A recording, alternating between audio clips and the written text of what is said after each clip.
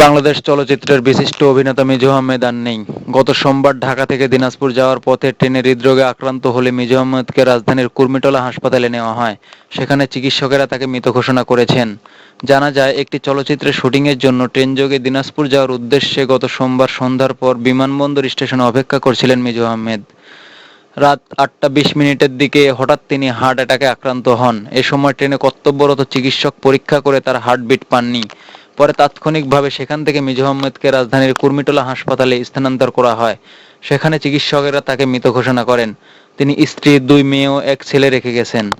মিজু আহমেদ মূলত খল অভিনেতা হিসেবে বাংলা চলচ্চিত্রে বেশ পরিচিত।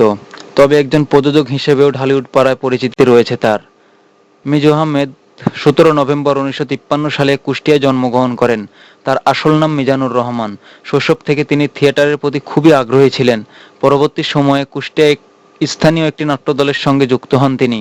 ১৯৭৮ সালে তৃষ্ণা চলচ্চিত্রে অভিনয়ের মাধ্যমে তিনি অভিনেতা হিসেবে আত্মপ্রকাশ করেন। কয়েক বছর পরে তিনি ঢালিউড চলচ্চিত্র শিল্পে অন্যতম একজন সেরা খলনায়ক হিসেবে নিজেকে প্রতিষ্ঠিত করেন।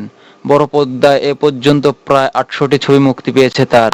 তার অভিনীত ছবিগুলোর মধ্যে হচ্ছে তৃষ্ণা, মহানগর, স্যারেন্ডার, চাকর, সলেমানডাঙ্গা, ত্যাগ, বশিরা, আজকের সন্ত্রাসী, হাঙ্গর নদীর গ্রেনেড, কুলি, লাঠি, লাল বাদশা, গুন্ডা নাম্বার ১, ঝড়, কষ্ট, ওদের ধর, ধর, ইতিহাস, ভাইয়া, হিংসা প্রতিহিংসা, বিগ বস, আজকের সমাজ, ভণ্ড ওঝা, হাঙ্গর নদীর গ্রেনেড, মায়ের স্বপ্ন, বিয়েবাড়ি, ইভটিজিং, বসগিরি এবং তার সর্বশেষ অভিনীত ছবি ক্রাইম রোড, যেটা প্রকাশ পেয়েছে ২০১৭ সালে।